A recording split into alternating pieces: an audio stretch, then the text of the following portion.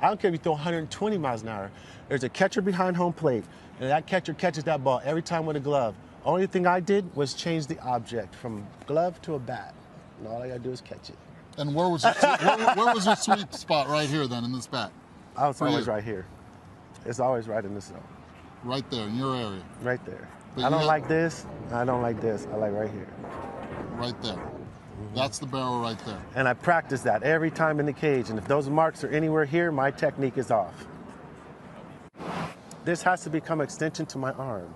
If this doesn't become an extension to me, if we can't become one, then there's a problem. It's like golf, you know, when you get that little driver in your hand, or you get a little sand wedge, and I ain't no golfer, so, and you just take this nice easy swing and you just chip it, then all of a sudden you get that driver in your hand, all of a sudden you want to do all this, and everything breaks down. That's a problem. It's a problem. All I did was not break down the problem. What are your 3 keys of hitting? 3 keys. If you have to go 3 keys, where are they hitting? Keeping your hands up is very important. Staying short and balanced. Your hands up, short and balanced. That's what keeps everything straight. Is every time I'm anticipating a pitch, I'm looking for a fastball. Or 99 out of 100 times, the guy's hardest pitch. And 99 out of 100 times, a fastball is a guy's hardest pitch. Now why? Because if I'm up here like this, and I'm looking for a fastball, he can throw anything else that he's got, and I can adjust to it. Now, if I'm up here like this, and I'm looking for his curveball, and he throws a fastball, I don't have time to react. The catcher will catch the ball before I even start to swing at it. Or if he throws a slider, if I'm thinking about a slider, if I'm thinking about a changeup, and he throws a fastball. So if you're going to hit like me, you got to try to look for a fastball. I used to choke up to right there. Just like that? What size bat? 34, 33. Never less than 35, never more than 36 inch. Really? What? 35, 35, you mean? No, I use 32, 33 ounce. But 35 inch.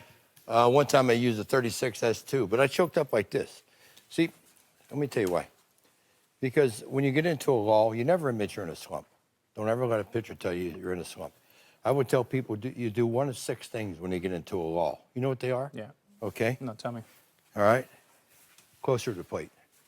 Further away from the plate. Up in the box, back in the box. Choke up in the bat more, choke down in the bat more. Make it heavier, make it lighter. Never change your swing. Your swing got you to the big leagues. You change your positioning in the batter's box. Curveball's getting to you. Move up on it. You're not getting to it. Move up, move back on it. They're jamming you. Move away from the plate, because what they do, everybody charts every game that you play nowadays. And you're not going to go 0 for 20, Frank, and have 15 at bats where you're pulling the ball and 5 where you're hitting it over first base. You're going to develop a pattern. And you make your adjustments based on the pattern that you developed over 20 at bats. And if you're swinging and missing, you're pulling off. Hit the ball right back up the middle. You can't pull off, you hit the ball right back up the middle. Because you get all your power when you go like that. All right? I can have the same swing. That's going to left field. This is going to center field. This is pulling. Just the difference in where my hands are. If you had 1 minute with every hitter, whether it's Barry Bonds or a guy struggling to hit 250, you had 1 minute, what would be the sermon?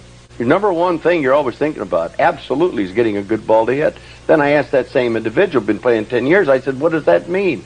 Now he stammers and he stutters, and it's easy. A good ball to hit is something you see real good, that looks good to you, that you could hit. And if it doesn't, if it's in that tough spot, or if it fools you, that's certainly not a good pitch if it fools you. So the two things, the ball that looks good to you in a zone that you know you can rip, the ball that does not fool you. Up to 2 strikes, that's the cardinal rule. A lot of people say to swing level, which isn't too bad. Others say to swing down at the ball, which I think is real bad. But to me, the ideal swing has always been one that was slightly up, slightly up. The reason I say that is because the pitcher throwing the ball to the plate into the strike zone is delivering the ball at somewhere from 4 to 8 degrees of angle. I think it makes sense to think that if you swing in the opposite plane in which the ball is being pitched from, that your chances of making contact are much greater. Wait a minute. Sometimes taking a pitch is more important than swinging at it. It shows the balls that were the best for me to hit. And you can see this area right in here. It's 330, 340, 400. And as you get down to the lower outside part, ball becomes further away from you, a much tougher pitch to hit. And I'd try to lay off those pitches as much as I could. And I asked a great hitter one time. In fact, I asked all the great hitters that I had a chance to talk to, what was the single most important thing that I had to do to become a good hitter? But Rogers Hornsby told me the biggest secret of it all. He said, you got to get a good ball to hit. Now, what does that mean? It means a ball in a good area. It means a ball that hasn't fooled you. Up to 2 strikes, you get a good ball. And then after 2 strikes, you do have to concede something to the pitcher so you don't become a strikeout king. And you say, well, now I've got to hit the ball. So I concede to the point. I'm going to hit that ball right back hard through the box. Number 2, Derek Jeter. Number 2. Now, see, I don't even know. I'm a listen to Jim Thome when we talk about When was the hitting. last time you held a bat? I've held one because I've signed one, but I have not swung a bat since my last game. We're not going to talk mechanics, and we're not going to hit. Thank you. Okay, so one of the things for me that I admired the way you played, and from being in the box and watching you at third base, watching you at first base later in my career, I was always amazed at how you hit the ball to right field. What we're going to do, we're going to go through some of the things, different pitches, where they were at, and how you stayed inside the ball. Here you are in 96, ball's in the middle, and you stay through the ball and rifle it off that porch, off that short porch in right center. There was a ball middle in the old Tiger Stadium, and you shoot the ball down the right field line. Here's in Kansas City in 2012, same thing. Ball's coming in inside. Again, I was amazed for many years thinking, was it predetermined that you were going the other way? And, kind of what was your game plan? Or did somebody say something to you as a young kid that you had this approach? Because all around baseball, people used to talk about, man, he'll beat you this way, stay that way. It was predetermined I was going to stay inside the ball.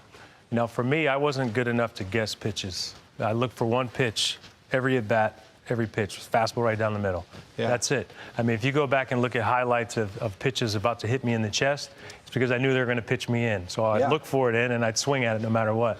If I happened to look for a slider, as soon as I saw it, I would swing. So I'd look fastball down the middle every single pitch, and my approach was to stay to right center field. Absolutely. And the reason why I would do that, I would stay inside the ball. So then I felt as though I was tough to pitch to because it gives you more time. Now, people used to always try to pitch me in, pitch me in, pitch me in, but you're doing me a favor if you pitch me in. On the plate, if it's off the plate, I would have problems with it because I would chase it. But you pitch me in, you're doing me a favor. And also, if you stay inside, you have a little bit more time. So was there ever a time in your career where when they were pitching you in and you knew they were staying in there, would you ever cheat and try to go deep? Not necessarily try to hit a home run, but get the bat head out front. Yep. And, I think back to your 3,000th hit, in Yankee Stadium, left center. Was that a time where they were pitching you inside? No, that's a good question because for me, I would try to stay gap to gap. And if I thought in my mind that I was going to hit a fastball to right center and you threw an off-speed pitch for a strike, I'd keep it fair. Now, if you threw me a fastball and I was trying to pull it, you can't keep an off-speed pitch fair. You're just going to pull it foul. Yeah. So I felt as though you talk about a 3,000 hit off Price, it was a breaking ball.